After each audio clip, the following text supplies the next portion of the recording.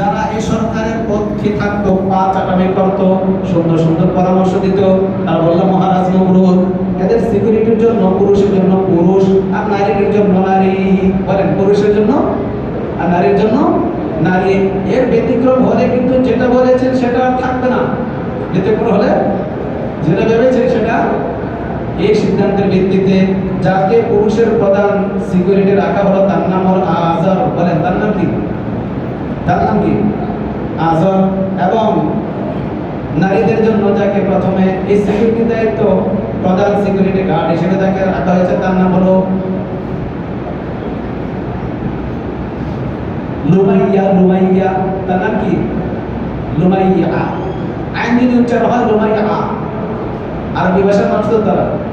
যেদিক থেকে নারীদের সিকিউরিটি যাকে দিলেন তিনি একজনের বিবি, ওই দিক থেকে পুরুষের সিকিউরিটি যাকে দিলেন তিনি এক বিবির স্বামী, তার নাম আজর, তার নাম লুমাইয়া।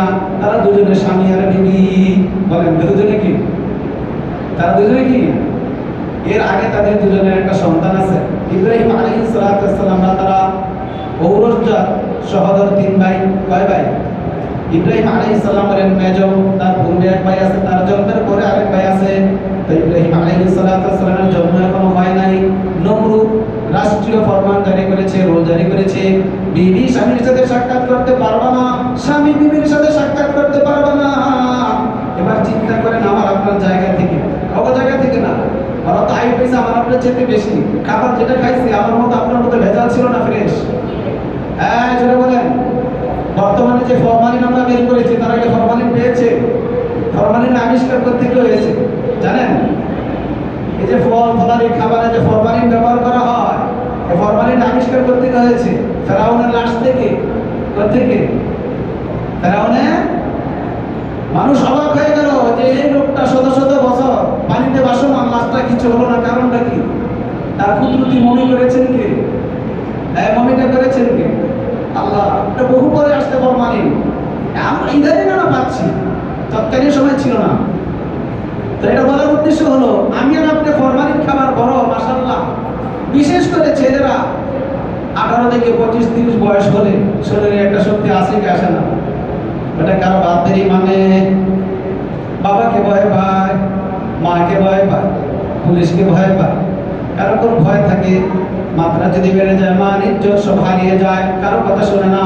এখন কথা হলো, আমার মন যা চায় তাই করতে হবে, যা চায়। তো আগে মানুষ ছিল না নাকি? এদেরকে চিন্তা চলে, এরকম ভাবসাব ছিল না। কয়েকদিন চলে গেছে, স্বামীর জায়গায় স্বামী, বিবির জায়গায় বিবি। বিশেষ করে রাতের বেলা যখন নির্জন মানুষ ঘুমাতে যায়, শরীরের ক্লান্তি যখন দূর হয়, তখন কিন্তু দেখবেন স্বামী এবং স্ত্রী দুজনের মধ্যে মনের একটা আকর্ষণ বিশেষভাবে তৈরি হয়। একদিন, 2 দিন, সপ্তাহে, 1 মাস চলে গেল, কোনো সমস্যা নাই। রাজা ফরমান মেনে চলে, আজও তার জায়গায় থাকে যায় না, লুমাইয়া তার জায়গায় থাকে, তার স্বামীর কাছে যায় না। বলে না না না, রাজার দেওয়া খাওয়া পড়া সব করি, কিন্তু রাজার সাথে নাফরমানি করা যাবে না। তদুপরি সমস্ত মানুষগুলো ছিল মুসলিম। সবাই কি ছিল? বলে, সবাই কি ছিল? তাদের কাছে আল্লাহ ভয় আছে, আল্লাহর হুকুমের ভয় আছে। এখন সাধারণত অমুসলিম মানুষগুলো এখনো পৃথিবীতে যারা আছে, দেখবেন যদি কারো কোনো অধীনস্থ কেউ থাকে, তার অধীনস্থ যে মালিক থাকে তার অনেক মান্য করে চলে। কারণ তারা তো রব, তার রব প্রভু নামক কোনো ভয় তার দিনের ভিতরে থাকে না। এভাবে দিন কয়েক যাওয়ার পর আজরের ভিতরে আল্লাহ পাক একটা আকর্ষণ তৈরি করে দিয়েছে। এর আর কতক্ষণ থাকবে? আল্লাহ পাকের ফয়সালা, আমার আমাদের কিতাবে জমিনে পাঠাবো তবে দুজনকে দিয়ে। কাদেরকে দিয়ে? আজর এবং লুমাইয়া। আজর এবং লুমাইয়া। সুমাইয়া নাম দিয়ে লুমাইয়া। হে আজর, তোকে দিয়ে আমার খলিলকে পাঠাবো। ও লুমাইয়া, তোর পেটের ভিতর আমি আল্লাহ আমার খলিলকে রাখবো। বলি সুবহানাল্লাহ। দিন কয়েক চলে যাবার পর সবাই তাদেরকে মেনে নিয়েছে, সবাই বুঝে গেছে, বন্দীরা বুঝে গেছে, না না, আজর খুব কঠিন মানুষ, ওর ফাঁকি দিয়ে যাওয়া যাবে না। ওই নারীরা বুঝে গেছে, লুমাইয়া বড় শক্ত দিলের মানুষ, তার থেকে ছাড় পাওয়া যাবে না। সবাই কেমন যেন শান্ত শিথিল হয়ে গেছে। হবার পর তারা দুজনে লক্ষ্য করে দেখলেন, আরে সবাই তো ঘুমায়। সবাই বলেন, সবাই আশপাশে দেখে সবাই ঘুমায়, লুমাইয়ার চোখে ঘুম আসে না। আজর দেখে সবাই ঘুমায়, তার চোখে ঘুম আসে না। মন থেকে ধীরে ধীরে সিক্রেট গোপন মেসেজ স্বামীর কাছে যায়, বিবির মেসেজ স্বামীর কাছে যায়, স্বামীর মেসেজ বিবির কাছে যায়, আসো না একটু দেখা করে আসি, দেখি না বিবিটা কেমন আছে, বহুদিন হলো তার সাথে সাক্ষাৎ হয় না। রাতের আধারে দেখতে গেছে স্বামী কেমন আছে, বিবি গেছে স্বামী কেমন আছে, স্বামী গেছে বিবি কেমন আছে দেখার জন্য। ওই দেখাতে কি হয়েছে বলেন? দিদার। বলেন কি হয়েছে? দিদারে মোহাম্মদ। বলেন দিদারে একটা প্রেমের সাক্ষাৎ হয়ে গেছে।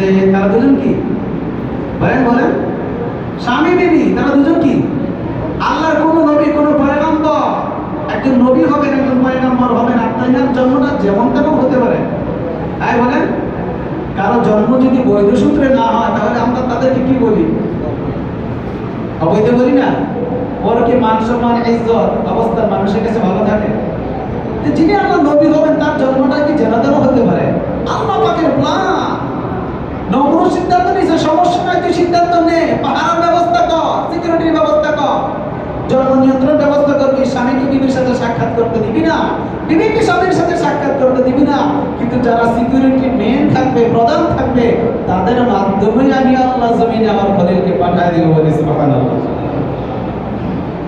চলে আসলেন, তার নিষেধাজ্ঞার সময় পার হয়ে গেছে, সিকিউরিটি ব্যবস্থা শেষ, যাও যাও চার্জার করে চলে যাও। আর এখন সম্ভাবনা নাই আসার মতো, এখন আর সম্ভাবনা নাই আসার মতো। ইব্রাহিম আলাইহিস সালামের জীবনীতে আসে, তিনি যখন জন্ম হয় তাকে তার মা একটা পাহাড়ের গুহাতে নির্জন জায়গায় গিয়ে জন্ম দিয়েছেন। কারণ তিনি জানেন তো নিষিদ্ধ সময়ে স্বামীর সাথে সাক্ষাৎ করেছে, তাদের বিবাহ কি নিষিদ্ধ হয়ে গেছে? বলেন বিবাহ আছে না? স্বামী বিবি হালাল না? তোর তো এত নাফরমান, মানুষের কথা ছিল সাক্ষাৎ করবি না, ওই চিন্তা ছিল যদি কেউ জানতে পারে আমি আমার স্বামীর সাথে এই সময়ের ভিতরে সন্তান আসছে, তো মানুষ তো বুঝে ফেলবে, যেন বুঝতে না পারে।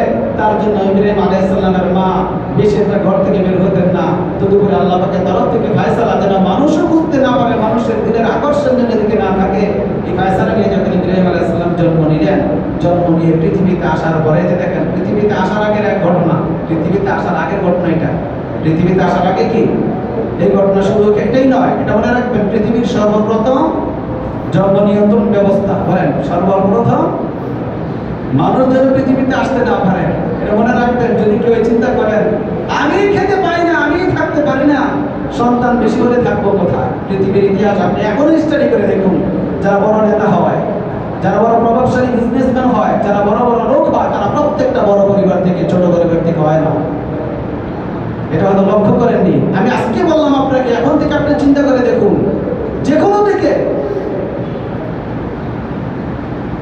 লেখাপড়া বলেন, বিদ্যা বুদ্ধি বলেন, ব্যবসা বলেন, চাকরি বলেন, রাজনীতি বলেন, যারা যত বড় জায়গায় যাচ্ছে, বড় পদ পজিশনে যাচ্ছে, অধিকাংশ মানুষ বড় ফ্যামিলি থেকে আসে এখনো। কেন জানেন?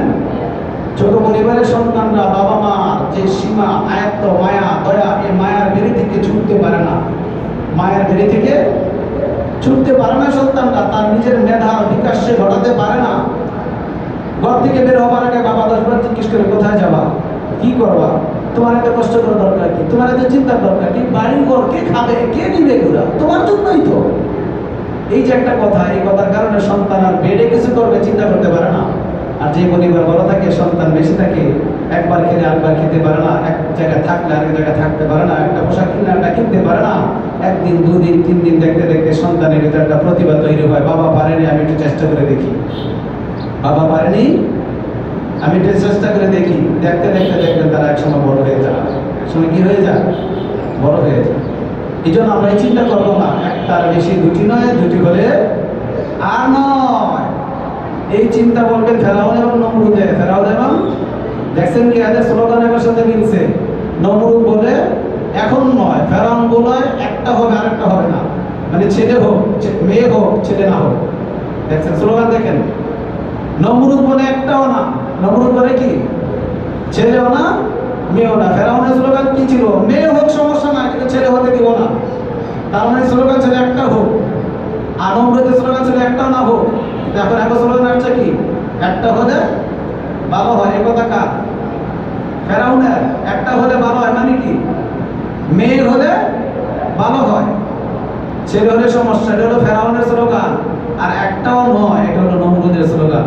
আমরা এই জিনিসটা যখন চোখে পরপর দেখবো, চিন্তা আসবে, বলে নিয়ে যে আল্লাহ তুমি আমার বানাইছেন, কার সবক শুনবো, তোমারটা শুনবো না ফেরাউনের নমরুদটা শুনবো? কারটা শুনবেন?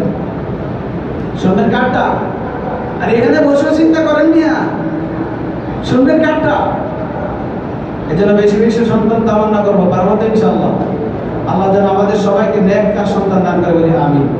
জন্মের আগের ঘটনা, যখন জন্ম নিলেন কিছুদিন গেল, একটু বড় হয়েছে, শিশু, বোঝে না, শিশু তেমন বোঝে না, নাবালেগ, কিন্তু আকাশ পানে তাকাইয়া তারকা দেখছে। তারকা দেখার পর ফালাম্মা রাআল কমারা বাযিগান ক্বালা হাযা রাব্বী। ইব্রাহিম আলাইহিস সালাতু ওয়াস সালামের শিশুকালীন একটা চিন্তা ভাবনার কথা আল্লাহ পাক তার কোরআনে কারিমে তুলে ধরেছেন। যখন তিনি আকাশ পানে তাকালেন, আকাশ পানে তাকাইয়া আকাশের দিক যখন সুন্দর সুন্দর শুভ্র তারকাগুলো দেখলেন, দেখার পর মনে মনে ভাবতেছেন, এই যে সুন্দর আকাশটা দেখা যায়, এই যে সুন্দর তারকাগুলো দেখা যায়, এগুলা কি? তিনি নিজের মনে মনে চিন্তা করেন, নিজের মনে মনে চিন্তা করেন। চিন্তা করার পর বলতেছেন, এই যে ফালাম্মা জান্না আলাইহিল লাইলু রাআ কাওকাবা, রাত যখন অন্ধকার হয়ে গেল, গভীর অন্ধকার হয়ে গেল, রাতের গভীরতা বাড়লো, যখন তিনি আকাশের তারকারাজি দেখতে শুরু করলেন, ক্বালা হাযা রাব্বী। ইব্রাহিম আলাইহিস সালাতু ওয়াস সালামের শিশুকালীন ঘটনা আল্লাহ পাক আমাদের সামনে চিন্তা চালু করতেছে। কেন? বান্দা, তোমার দিলের ভিতরে কোন একটা ভুল সিদ্ধান্ত আসতে পারে, ভুল চিন্তা আসতে পারে। এই ভুল সিদ্ধান্তটা আসার পর যদি মনের ভিতরে ভালো চিন্তা আসে, কোনটা গ্রহণ করবে? না শিখো আমার ইব্রাহিম থেকে। কি বলেন? এই কথাটা বলতেছেন কি? আল্লাহ বলেন, আমার ইব্রাহিম, আমি আমার মতো করে বলতেছি কথাগুলো। আল্লাহ যে ইব্রাহিম আলাইহিস সালামকে মহব্বত করেছেন, খলিলুল্লাহ উপাধি দিয়েছেন, সেই খলিলুল উপাধি জীবন ইতিহাস তুলে বলেন, ফালাম্মা জান্না আলাইহিল লাইলু রাআ কাওকাবা, যখন তার উপর রাতের চাদর ঢেকে দিল, তিনি যখন আকাশের তারকারাজিগুলো দেখলেন, ক্বালা হাযা রাব্বী, এগুলোই মনে হয় আমার রব, এগুলোই মনে হয়। ইব্রাহিম আলাইহিস সালাম বলতেছে, ফালাম্মা আফালা, যখন এই তারকারাজিগুলো বিলীন হয়ে গেল, ভ্যানিশ হয়ে গেল, গুপ্ত হয়ে গেল, লুকিয়ে গেল, তিনি বলেন, লা উহিব্বুল আফিলিন, যে একবার দেখা দেয় পর অদৃশ্য হয়ে যায়, আমি তো তার মহব্বত করি না, আমি তার মহব্বত।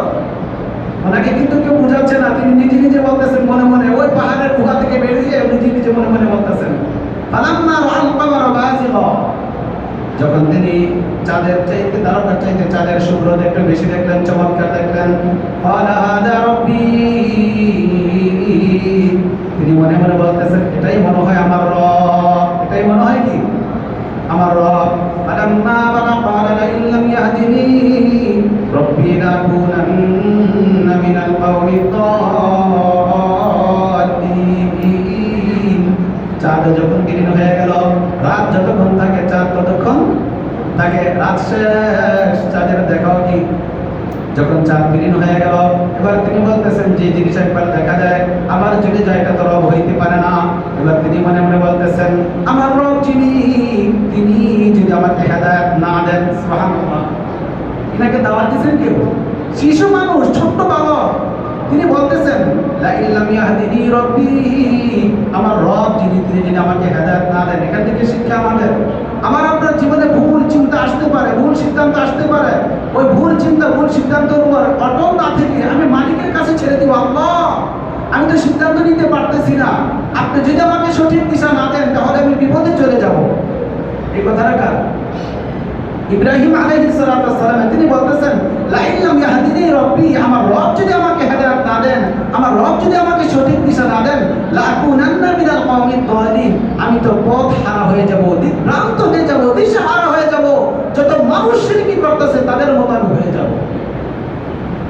এরপর দ্বিতীয় ধাপে যখন তিনি সূর্যকে দেখলেন, ফালাম্মা আশ-শামসা বাযিগাতান ক্বালা হাযা রাব্বী হাযা আকবার, সূর্যকে যখন আরেকটু আলোকিত দেখলেন, উজ্জ্বল দেখলেন, ছোট্ট কাল তো, তিনি ভাবতেছেন, মনে হয় এটাই আমার রব হবে। ওর তো আকারটা বিশাল বড় দেখা যায়, পাওয়ার খুব বেশি দেখা যায়, সূর্যের দীপ্তিমান আলো চোখে পড়ার পর তিনি বলতেছেন, এর বাইরে আমার কেউ রব হইতে পারে না। ফালাম্মা আফালাত, সূর্য যখন অস্তমিত হয়ে গেল, তখন তিনি বলতেছেন, ইয়া কওমি ইন্নী বারীউম মিম্মা তুশরিকুন।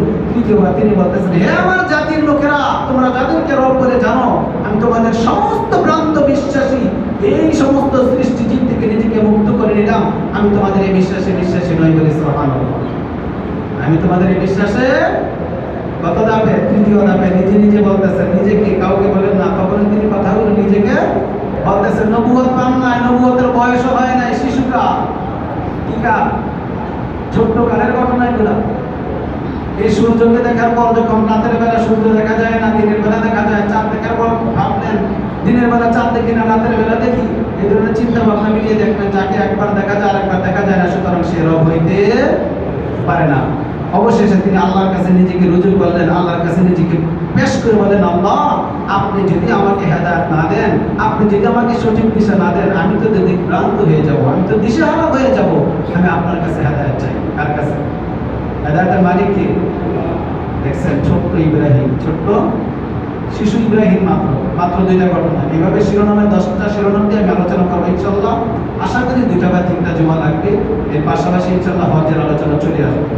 আল্লাহ যেন আমাদেরকে সঠিক পথে সঠিক দিশা চলা তৌফিক নসিব করেন। আমিন। আলহামদুলিল্লাহি রাব্বিল আলামিন। শুকরিয়া সুন্নাহ করে